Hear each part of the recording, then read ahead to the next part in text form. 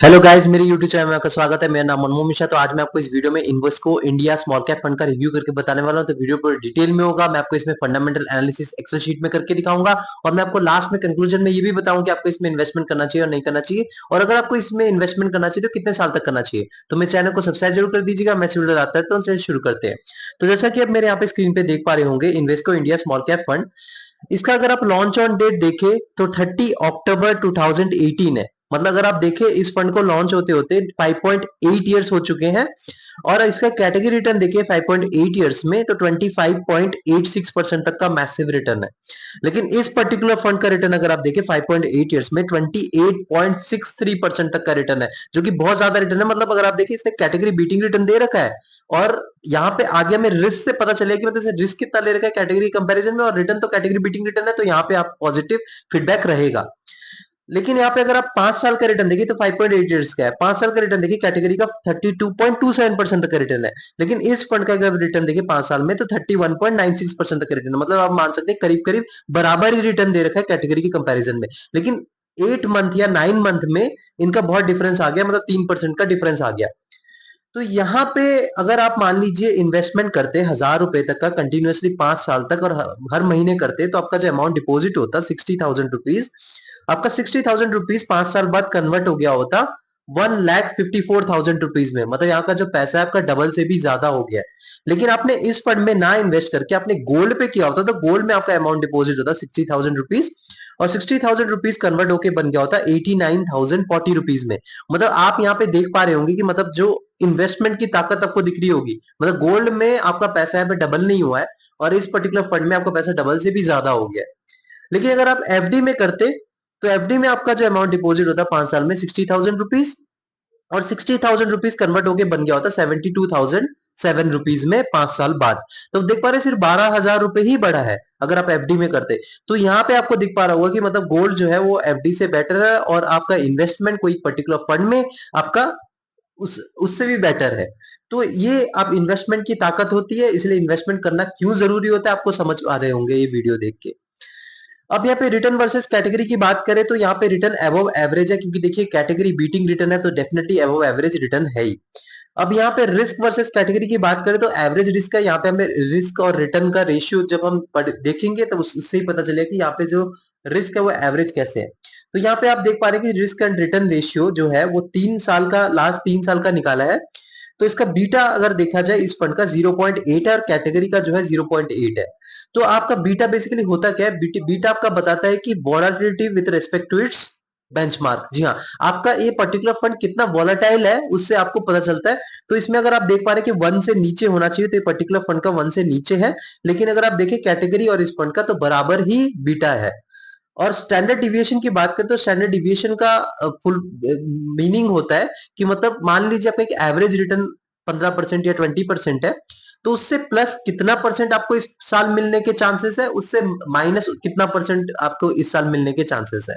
जैसे एग्जांपल ले लीजिए, इस पर्टिकुलर फंड का अगर मान लीजिए 20% तक का एवरेज रिटर्न है ही, तो यहाँ पे इस फंड का अगर आप देखिए स्टैंडर्ड डिविएशन 15.21 है, तो आपका 20 प्लस 15.21 कर दीजिए, मतलब आपको 35.21% तक का रिटर्न मिलने के चांसेस है। या फिर आप माइनस कर दीजिए 15.21%, तो आप मान लीजिए 4 पॉइंट कुछ परसेंट तक का मिलने के चांसेस है। तो आप देख पा रहे हैं कि मतलब यहाँ पे जो आपको पता चलता है कि जो एवरेज रिटर्न से प्लस कितना जा सकता है, कितना माइनस जा सकता है। तो ये आपको एक रेंज मिल जाती है रिटर्न्स की। अब यहाँ पे देखा जाए ये अगर जितना कम हो तो ज्यादा अच्छा रहता है। तो यहाँ पे कैटेगरी क्या देखा जाए तो 15.33 है, इस फंड का है 15.21। मतलब माइनर डिफरेंस है, कोई ज्यादा डिफरेंस नहीं है। तो आप दोनों का बराबर मान सकते हैं। रिस्क अगर आप देखें तो दोनों के लगभग बराबर ही है कैटेगरी का। देखिए बीटा भी बराबर है, और यहाँ पे स्टैंडर्ड डिविएशन भी लगभग बराबर है। लेकिन फिर भी आपको 5.8 ईयर्स में आपको कैटेगरी बीटिंग रिटर्न दे रहा है, वो भी 3% के करीब करीब मार्जिन देके। तो देखो ये अभी तक का तो पॉजिटिव फीडबैक आया है। देखिए हम कंपेयर करें कैटेगरी से, आप ये मत सोचिए कि यार ये रिस्क कम हो जाता है, ये रिस्क क्योंकि मैं कैटेगरी के साथ कंपेयर कर रहा हूँ। यहाँ पे मैंने लिख रखा है रिस्क वर्सेस कैटेगरी, क्योंकि कैटेगरी से आप कंपेयर कर रहे हैं, कैटेगरी बीटिंग रिटर्न मिल रहा है तभी आप उसको बेस्ट फंड मान सकते हैं। लेकिन यहाँ पे कैटेगरी बीटिंग रिटर्न मिल रहा है तो इसको अच्छा मान सकते हैं। लेकिन यहाँ पे मत सोचिए कि रिस्क कम है, रिस्क यहाँ पे रहेगा। वॉलेटिलिटी आपको डेफिनेटली देखने को मिलेगी, क्योंकि स्मॉल कैप कैटेगरी का फंड है। अब यहाँ पे मान लीजिए आप इन्वेस्टमेंट करना चाहते हैं तो मिनिमम एसआईपी 500 रुपए से कर सकते हैं। तो ये बहुत बढ़िया इसका पॉजिटिव फीडबैक रहेगा, क्योंकि रीजन ये है कि क्योंकि यहाँ पे आजकल स्टूडेंट लोग भी इन्वेस्टमेंट कर रहे हैं, तो 500 रुपए से आप इन्वेस्टमेंट कर सकते हैं, जो कि बहुत बड़ी अच्छी बात है। और वन टाइम इन्वेस्टमेंट जो लमसम है वो 1000 रुपए से कर सकते हैं, ये भी बहुत बढ़िया है। लॉक इन पीरियड की बात करें तो कोई भी लॉक इन पीरियड नहीं, कभी भी आप इन्वेस्टमेंट कर सकते हैं, कभी भी आप यहाँ से एग्जिट मार सकते हैं। अब यहाँ पे एयूएम साइज की बात करें तो एयूएम का फुल फॉर्म होता है एसेट अंडर मैनेजमेंट। आपको पता चलता है कि इस पर्टिकुलर फंड में कितना पैसा इन्वेस्टेड है। तो इससे क्या पता चलता है कि मान लीजिए आपका एयूएम साइज कम रहता है, तो इसमें क्या लोगों का भरोसा ज्यादा ज्यादा नहीं है, तभी यहाँ पे ज्यादा लोग इन्वेस्टमेंट कर नहीं रहे हैं, तभी इसका एयूएम साइज कम है। अगर एयूएम साइज ज्यादा होता है तो वहां पे प्रॉब्लम क्या आती है कि आपका जो फंड मैनेजर है उसको मैनेजमेंट करने में दिक्कत आती है। आपने बीच बीच में सुना होगा एसआईपी जो है या लमसम है बंद हो गया है, तो ये जो चीज है कि उसमें एयूएम साइज थोड़ा ज्यादा हो जाता है, तो थोड़ा मैनेजमेंट में दिक्कत आ जाती है। लेकिन इनका एक पार्शियल इफेक्ट पड़ता है, कोई ज्यादा बड़ा इफेक्ट नहीं पड़ता है। अगर देखा जाए इस पर्टिकुलर फंड का तो 4860 करोड़ रुपीस तक है। तो मैंने आपको हर एक वीडियो में बता रखा है कि अगर आपका फंड 10 साल से 15 साल के बीच से पुराना है, तो आपका जो एयू साइज होना चाहिए 10,000 करोड़ रुपीस से लेकर 30,000 करोड़ रुपीस के बीच में। उससे ज्यादा नहीं होना चाहिए, कम नहीं होना चाहिए। ज्यादा होगा तो प्रॉब्लम तो कुछ नहीं आएगी, लेकिन वहां पे मैनेजमेंट में दिक्कत आती है, तो थोड़ा बहुत आपको भी फेस करना पड़ सकता है फ्यूचर में, लेकिन इतना ज्यादा नहीं होता, पार्शियल इफेक्ट रहता है इसका। लेकिन एम साइज कम हो तो उसमें थोड़ा ज्यादा दिक्कत आता है, उसमें तो बिल्कुल भी आप इन्वेस्टमेंट ना करें। लेकिन यहाँ पे देखा जाए एम साइज बढ़िया है, क्योंकि देखिए अब आपका जो फंड जो है वो 5.8 ईयर्स पुराना है, उसके हिसाब से एम साइज 4860 करोड़ रुपीस बहुत बढ़िया है। लोगों का इस पे भरोसा है, तो इसलिए मैं यहाँ पे एम साइज के हिसाब से एकदम पॉजिटिव फीडबैक दूंगा।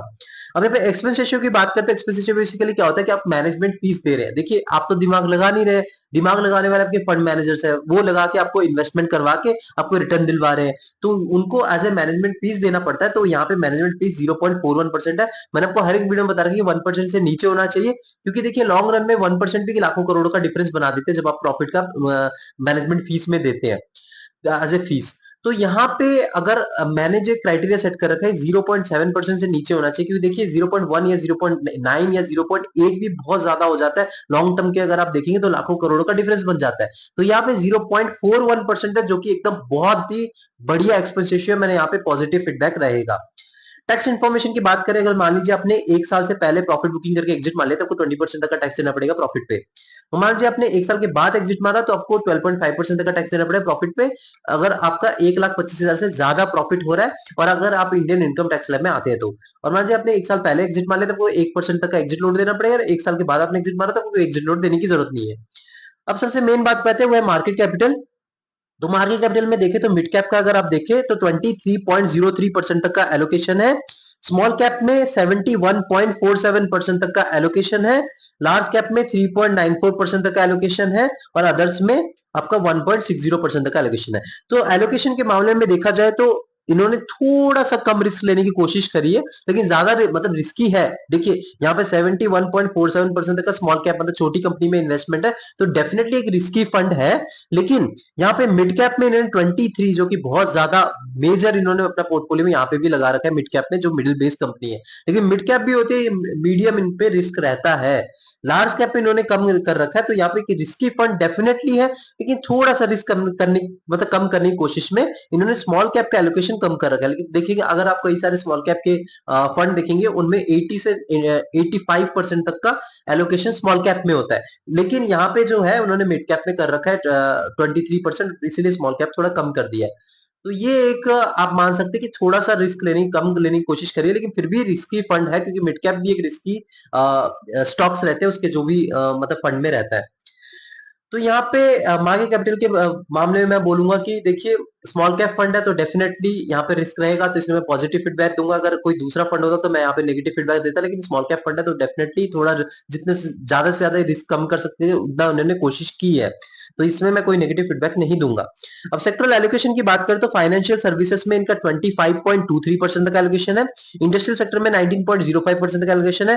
कंज्यूमर साइक्लिकल में 16.59% का एलोकेशन है। हेल्थ केयर सेक्टर में 12.93% का एलोकेशन है। टेक्नोलॉजी सेक्टर में 7.62% का एलोकेशन है। बेसिक मटेरियल्स में 7.48% का एलोकेशन है। कंज्यूमर डिफेंसिव में 4.13% का एलोकेशन है। रियल एस्टेट में 2.81% का एलोकेशन है। उसके एनर्जी सेक्टर में 1.76% का एलोकेशन है और लास्ट में कम्युनिकेशन सर्विसेज में 0.72% का एलोकेशन है। तो एलोकेशन के मामले में यहाँ पे प्रॉपर्ली डाइवर्सिफाई कर रखा है। आप देख पा रहे हैं कि जो ऊपर के जो 5 सेक्टर्स है ना, financial services, industrials, consumer cyclical, health care और टेक्नोलॉजी सेक्टर आप मान सकते हैं। टेक्नोलॉजी सेक्टर भी मत मानिए, कि ऊपर के जो पांच चार चार सेक्टर्स है, तो ये चार सेक्टर अगर अच्छा खासा परफॉर्मेंस देती है तो आपको ये पर्टिकुलर फंड भी अच्छा खासा रिटर्न देगा। तो यहाँ पे ये टोटल डिपेंडेंट रहता है चार सेक्टर्स में। तो डाइवर्सिफिकेशन के मामले में ठीक ठाक, कोई ज्यादा बुरा नहीं है, यहाँ पे पॉजिटिव फीडबैक रहेगा। अब फंड मैनेजर्स की बात करते तो यहाँ पे दो फंड मैनेजर है, एक है ताहिर बादशाह, इनका एक्सपीरियंस है 5.76 ईयर्स का, और सेकंड जो है वो आपका आदित्य खेमानी, इनका एक्सपीरियंस है 0.73 ईयर्स का।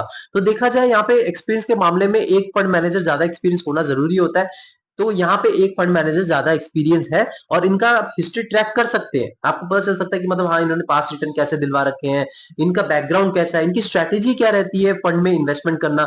तो आपको ये जब ट्रैक, आप जब ये चीजें ट्रैक कर पाएंगे तो आपको भी थोड़ा बहुत कंफर्टेबल फील रहेगा कि आप यहाँ पे इन्वेस्टमेंट कर रहे हैं। तो यहाँ पे एक पॉजिटिव फीडबैक रहेगा, क्योंकि एक्सपीरियंस बंदा, अगर ये ज्यादा एक्सपीरियंस बंदे नहीं होते तो यहाँ पे थोड़ा बहुत आपको लगता है कि यार ये ज्यादा एक्सपीरियंस नहीं है, इनका हिस्ट्री ट्रैक करना मुश्किल है, तो हम कैसे पता करेंगे कि फ्यूचर में अच्छा खासा रिटर्न देगा कि नहीं। तो यहाँ पे आप ट्रैक कर सकते हैं, कोई ज्यादा प्रॉब्लम नहीं है, तो मैं पॉजिटिव फीडबैक दूंगा।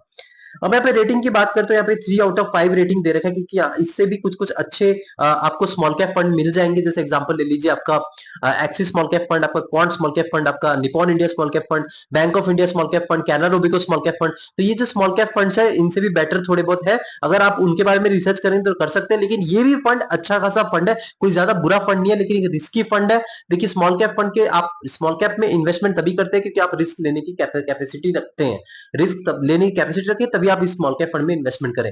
हाँ, और दूसरी बात, आप खुद रिसर्च करें, और अगर आपके पास टाइम फ्रेम 7 से 10 साल है तभी जाके आप इन्वेस्टमेंट करें, वरना आप इसमें इन्वेस्टमेंट ना करें, क्योंकि ये एक रिस्की फंड है। ज्यादा टाइम देंगे तब जाके आपका ये फंड जो है ग्रो करेगा, क्योंकि इंडिया एक डेवलपिंग नेशन है, डेवलपिंग नेशन में स्मॉल कैप फंड का ज्यादा पोटेंशियल रहता है। तो आप यहाँ पे रिसर्च करके इन्वेस्टमेंट करिएगा, लेकिन एक बुरा फंड नहीं है, आप कर सकते हैं, लेकिन सारा पैसा इस पर्टिकुलर फंड में मत लगाइए, क्योंकि स्मॉल कैप फंड है।